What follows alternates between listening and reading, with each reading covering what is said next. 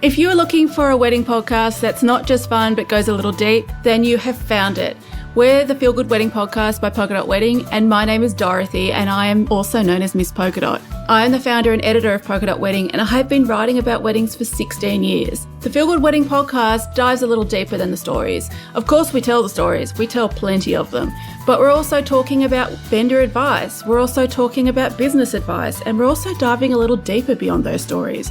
We're diving into the mistakes and the I wish I dids, and the problems and the qualms that these couples have, and that vendors have too. We've got so much in store. We're jumping into season 2, and we can't wait to have you along for the ride. Keep on listening, and we'd love to hear from you, so make sure you stick around.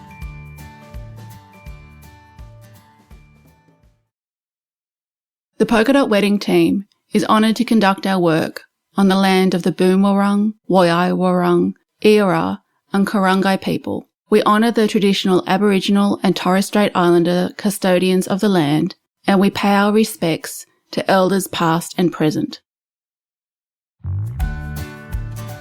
We know, wedding photography is so intimidating, because how do you find a wedding photographer that masters how you want your day captured, whether that's moody or light and bright, to someone that also makes you and your partner feel so comfortable in front of the camera when really you're probably the complete opposite?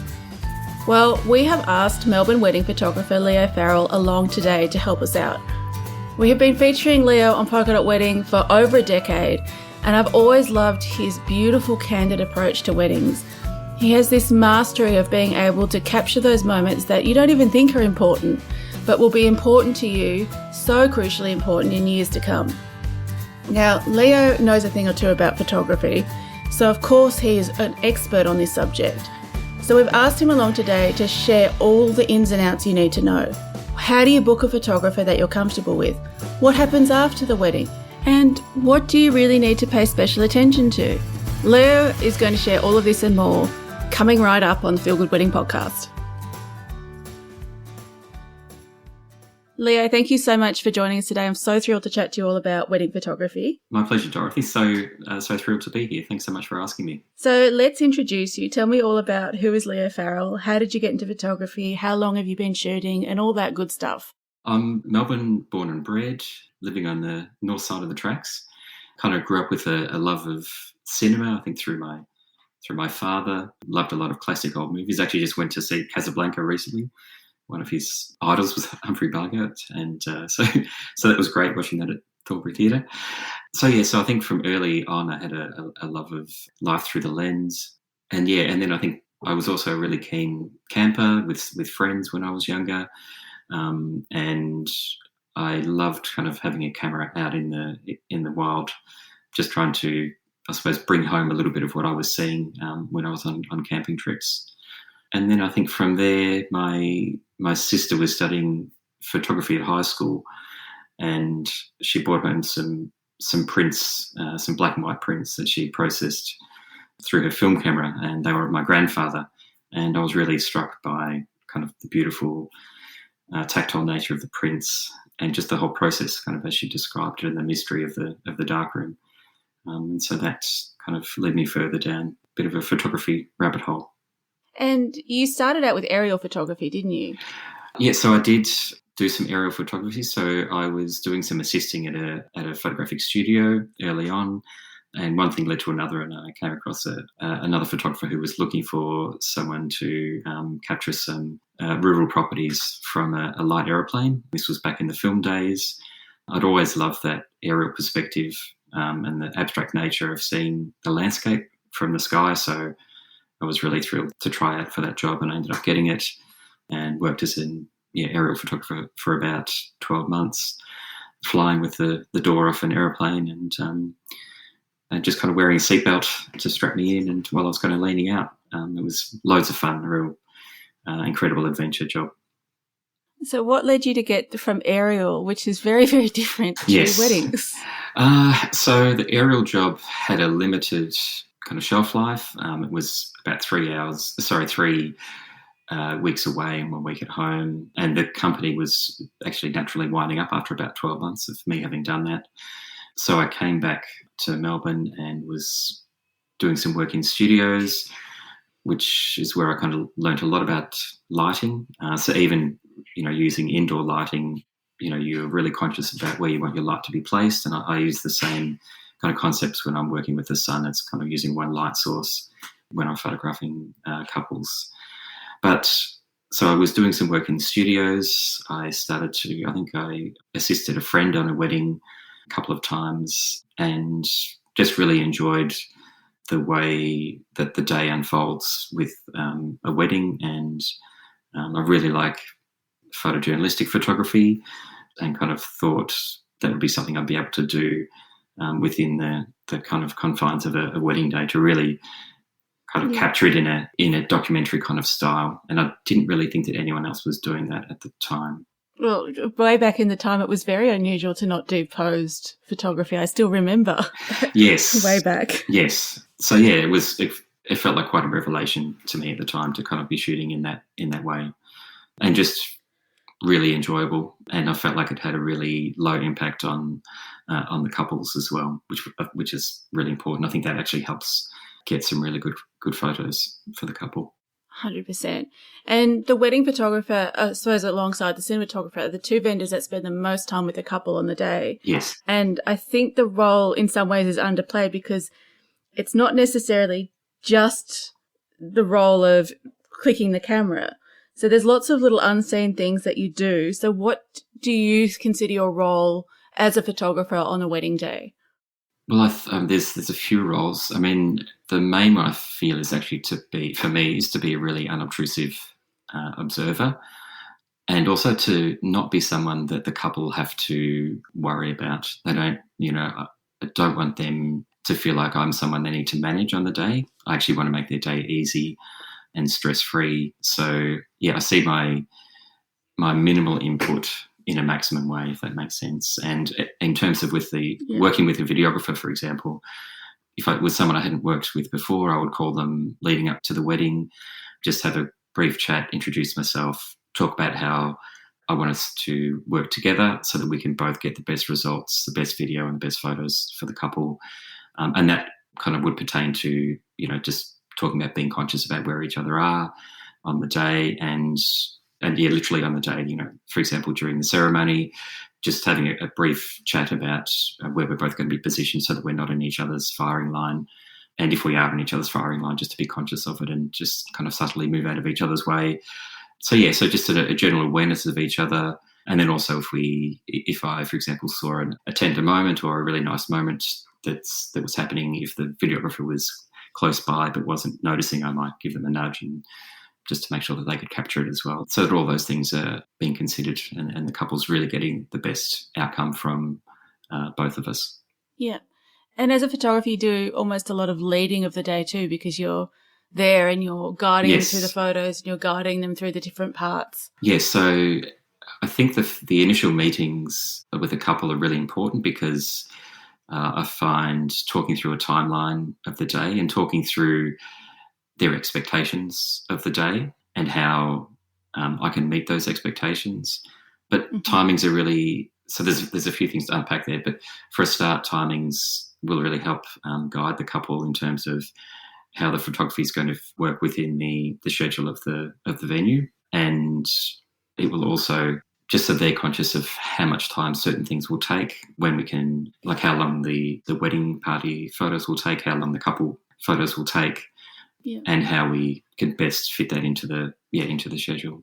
So starting at the beginning, what are the kinds of things a couple needs to know about booking a wedding photographer? So what are the first basic questions they should ask and where should they start in that sense? I think the first questions are how do they want to be represented on their wedding day? What sort of photos are they looking for? Are they looking for, say, for example, like a documentary style where they would like the day to be captured as it unfolds in a really unposed manner? And that might even continue on through their couple photos. So they want them to feel really relaxed and unposed.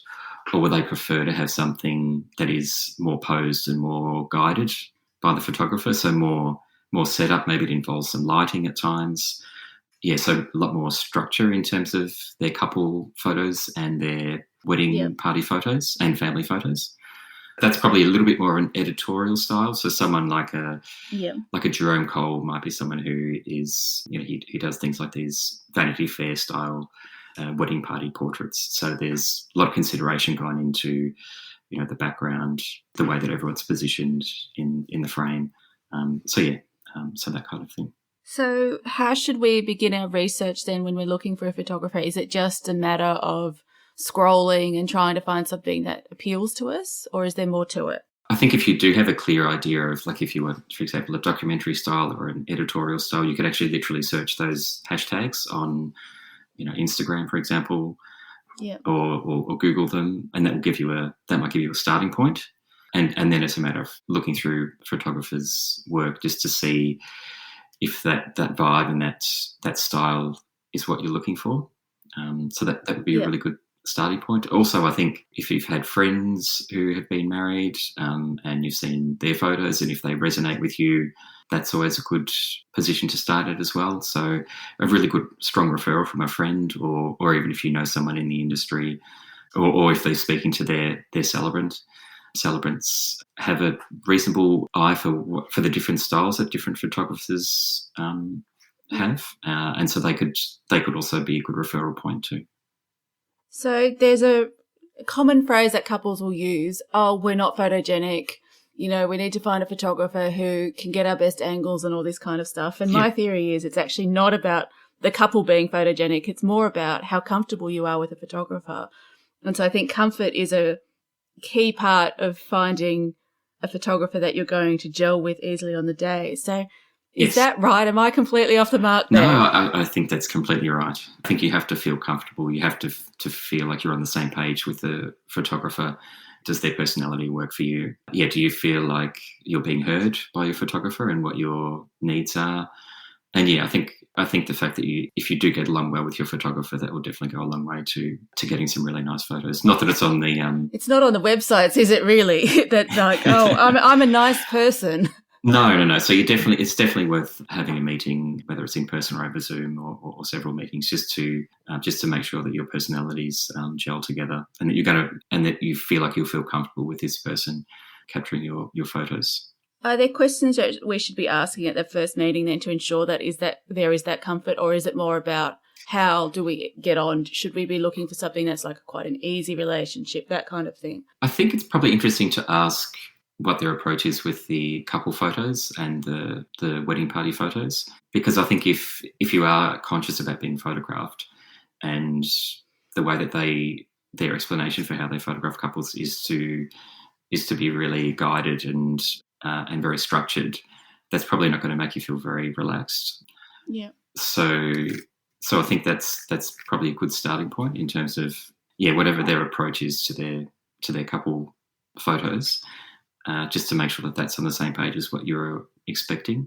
So I think if you were personally, I would feel like if I knew my photographer was going to take the lead in where we were going and was had scouted the locations, had then also sent the locations through to the couple so that they were all on the same page and they'd agreed on which backgrounds they really liked.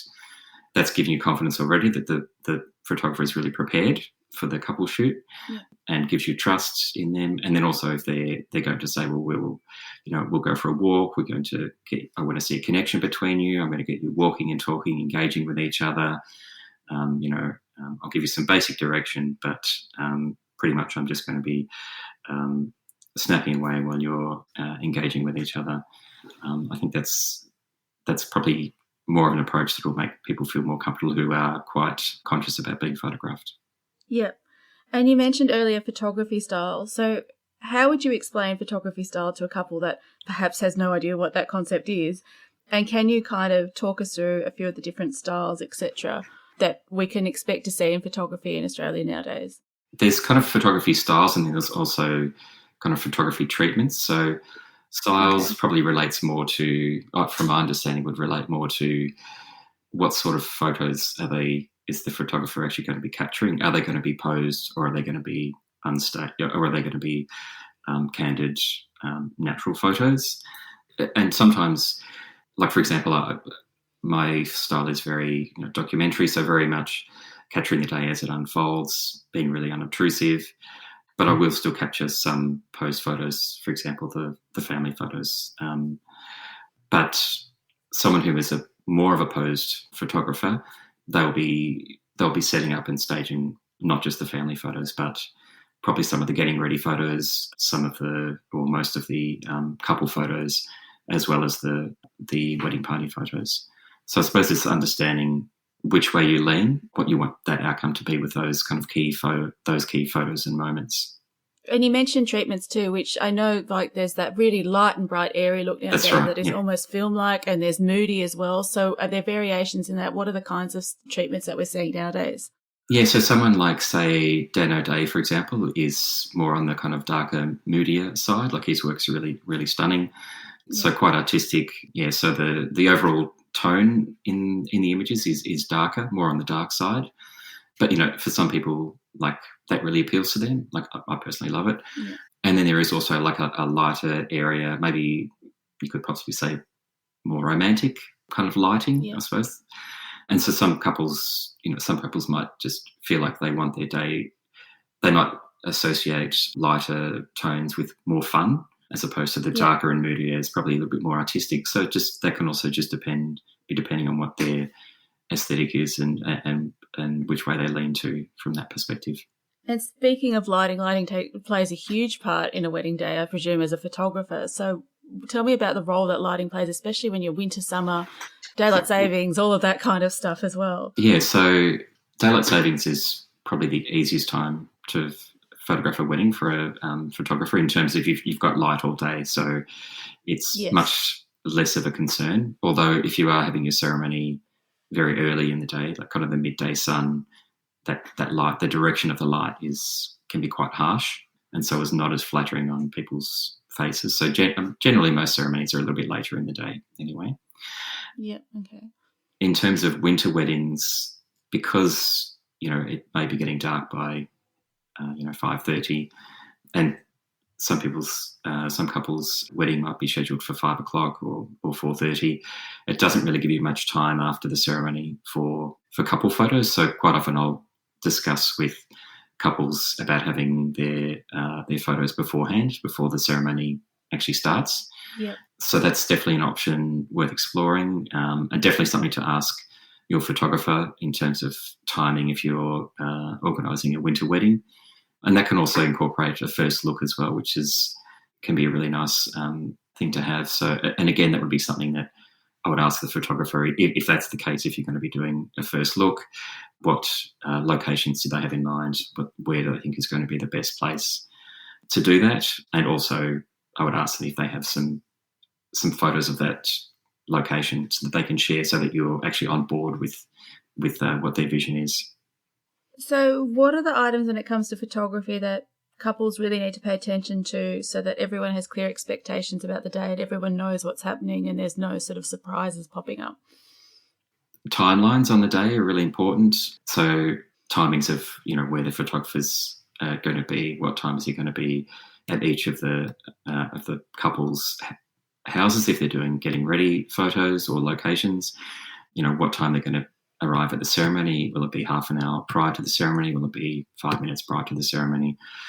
How long has been allocated for the couple photos and the wedding party photos? The timings of the speeches, the first dance, all of those things need to be clearly communicated, between the couple and the photographer. And then the photographer ideally should touch base with the couple on the day. Just little reminders, we discussed, ducking out at sunset.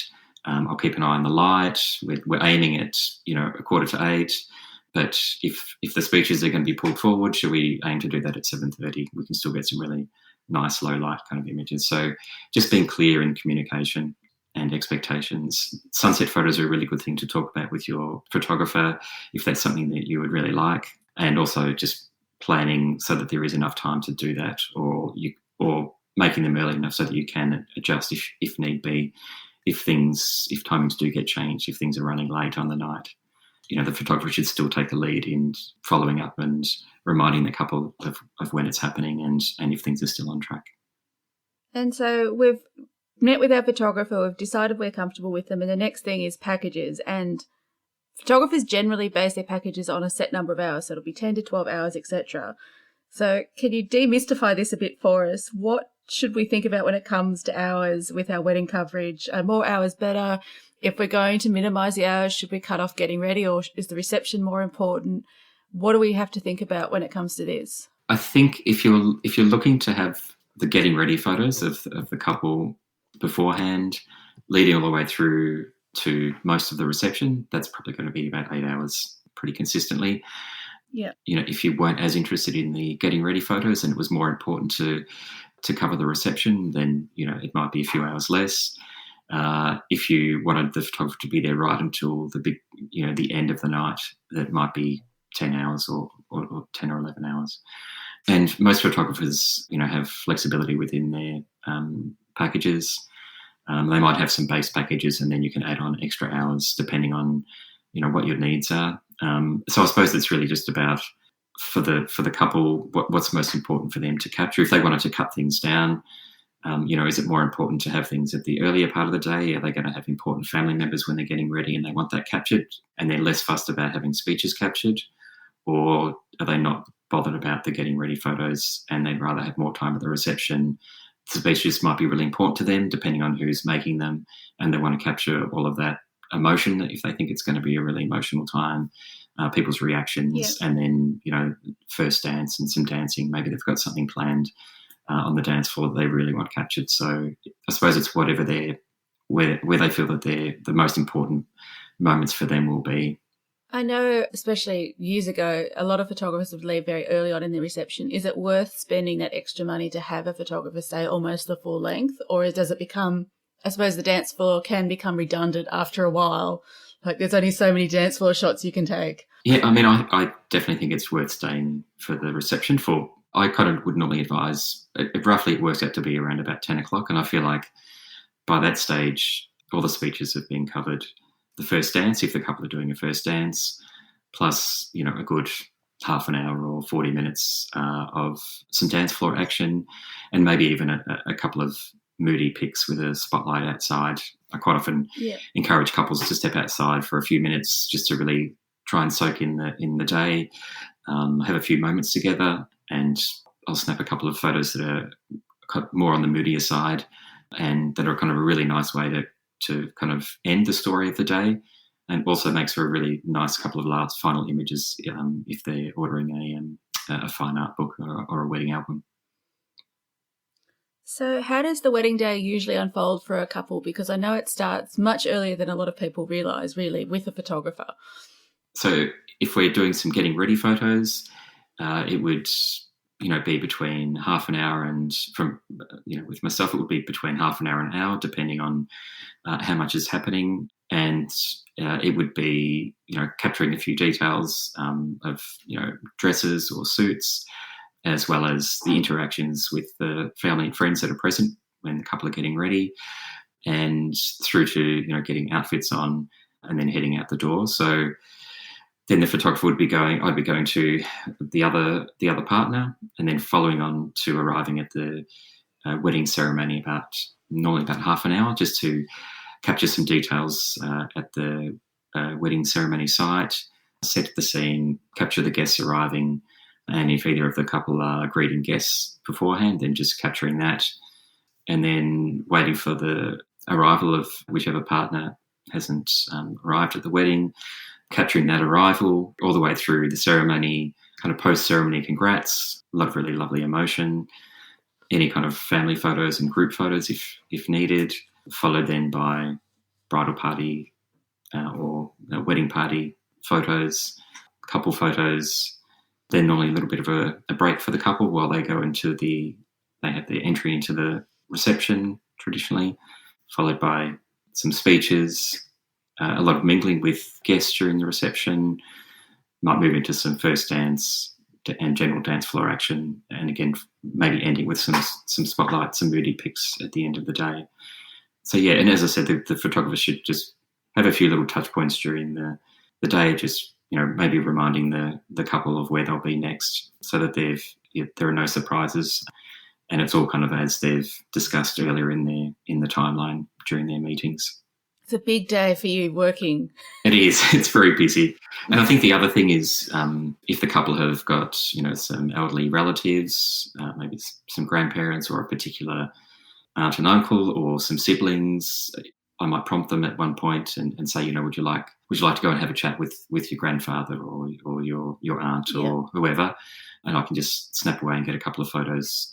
And sometimes that's because we may, with things earlier in the day, might have got a couple of photos, but it's nice just to make sure you've got a couple of extra ones if that was a really key person to them in their lives, and it was really important for them to have some photos on the day. And speaking of those important photos, I know a lot of wedding websites years ago used to say you've got to give your photographer a shot list, like, me hugging mum and me walking down the aisle, which I understand photographers don't need. But then there's the formal portrait sort of thing where you need to probably have someone in charge of the list of who do I desperately need formal portraits with, the grandmother portraits that they'll sit on top of the piano. So how does a shot list play? Do we need to do a shot list at all? Is it redundant now? I mean, sometimes some couples still give me a shot list with some of those important moments, and I don't mind that at all. It usually is all the things that I would be capturing. Yeah. But if the couple feels kind of safer making sure that they have written those out and give them to their photographer, then by all means I encourage them to do that. In terms of the family grouping shots, definitely I always encourage them to write a list out so that we're super clear on who all of the different people are in the different groupings. It makes it really efficient for when it comes time to capturing those. And I also encourage them to nominate a person, either a family member or a close friend who knows who all of those people are on the list, and basically give them the responsibility of rounding them up so that myself and the couple don't have to run around the venue trying to find, Uncle Arthur. And it just means we can be really efficient with those photos, because quite often the couple, while it's important for them to get them, they want to get them and get them done so then they can move on to the next part of the day. So any assistance in rounding people up and being organised with that makes the couple a lot happier. Of course. And the portrait session. This can often be the most nerve-wracking part of the day if you're feeling awkward in front of the camera. Yes. So when it comes to the couples feeling comfortable with photography, how does that play out, and what can we do to make the best shots possible during our portrait session, whether that's before the ceremony or after? I think it does start back at the meeting. I think it starts with your rapport with your photographer, and I think it's about knowing that to start with, you know exactly where you're going to be going, so you're going to be efficient with your time, so that worrying about the time is not an issue for you, because that can make you feel a little bit stressed and not as relaxed. So knowing that you've got enough time, speaking about that with your photographer, and also knowing where you're going so that you're really certain about where you're going. And that also means you would have discussed those locations with the photographer beforehand, and you're really happy with where you're going. So you feel really good about where you're going as well. So there's an element of control that the couple actually have. So they know they're going into that session already knowing that we know how much time we've got. We know that locations, we've already approved them and they're really beautiful. And so it's really, they just have to worry about themselves. And from a photographer's perspective, my job is to really just make them feel as relaxed as possible and keep things really low key. So having done all that prep work, that makes me feel confident that we can just go for a wander with a couple. I can say, let's head over this direction. I'm already making the decisions about where the light is, where I want the couple to be heading, and also just give them some basic directions about where I want them to go and let them kind of wander off and give them some space and just let them kind of feel connected together. And so I'll guide them in a few different directions and maybe ask them to come a little bit closer, just kind of step away. And as soon as if anything does start to feel like a tiny bit awkward, then move on to another location. But just encouraging a discussion, a chat, being close together, all of those kind of things. Little hints from me every now and again just keeps things feeling kind of really natural and it just kind of shows the connection of the couple. And so it keeps coming back to me that so much of the success of the way that your wedding is captured with your photographer comes back to that comfort and that trust that you just have to have in them. Yes. And you have to find that in the first place. Yeah. Yeah, absolutely. And I think it's just that for the couple, knowing that the photographer is being really professional, they've done all the planning and all the work beforehand, and that will just make them feel really confident on the day that the photographer's got it sorted. And I think when you say the work beforehand, so many people think wedding photography is just about showing up on the day and capturing stuff with a camera, whereas we know that there's a lot more to it. So can you debunk some of the backroom logistics for me, such as delivery times, what we can expect with that, the backup plans? Because your wedding day, of course, doesn't end when you walk out the door. You're doing your backups and your downloads and all that kind of stuff. Wedding albums, what to do in case of illness. Like, there's so much more to it. Can you sort of talk through some of the stuff that you have to deal with for a wedding beyond the capturing of the moment? Yeah, so, there's, everything from organising all of your equipment beforehand, making sure everything's charged, making sure you've got, lighting equipment in case you might have some dark areas, say, for example, during the speeches or even the ceremony, if something gets moved from outside to inside in an unexpected area, just knowing that you've got lighting on hand if you need. And definitely for speeches, for first dance, lighting can really add a nice extra element of mood with lighting. So, knowing you've got all of that planned and ready in the car. After the ceremony, on the day, there's kind of managing a lot of gear, a lot of different lenses, so that you're capturing the couple from different perspectives with wider angle lenses and with longer lenses. After the wedding, there is a lot of backing up of all of the files. So, I back all the files up in 3 different locations for redundancy purposes, and then also have to go through and cull through the images, prepare a highlights gallery so that there's, some really lovely moments from throughout the day for the couple to revisit and share within a day or two of the wedding. I feel like that's, really important for them to be able to receive that and be able to share that with family and friends while the excitement is still really fresh. And then in terms of processing all of, or culling all of the images and then processing them, that also takes quite a bit of time. And on top of the fact that photographer may have been shooting, other weddings that weekend, so they're doing backing up, and they're doing, highlight reels for maybe 2 or 3 other weddings on that weekend. So that then kind of plays out to, needing multiple weeks to be able to edit and process all of the images for the various couples. So that can be, anywhere between 3 weeks to 5 or 6 weeks, and longer for some. I've heard of much longer wait times for other photographers too, depending on workload. Especially in times of COVID, when workload has tripled in some cases. Yes, that's right, absolutely, and probably longer for video, I think. Yes. So is that the timeline after the wedding day? We've got potentially a sneak peek if our photographer offers that, which may be up to a week, I suppose, after the wedding, and then we're waiting for the editing after that. And then perhaps an album. Is that's sort of the way the timeline falls into place? Yeah, that's right. So once the couple have received all of their photos, that's when they can start making selections for their album. Yeah, so the album definitely doesn't come. The album's definitely the last kind of piece of the puzzle. So the keeping the mementos and making sure we actually have these images tangibly, if that's important to us, is often key with our wedding photography. When it comes to wedding albums, what are the things we should know when it comes to the files, the digital files, the way that they're received, the prints, the albums, all that kind of after wedding tangible stuff? So prints are normally available to purchase through the photographer, as well as. Yep.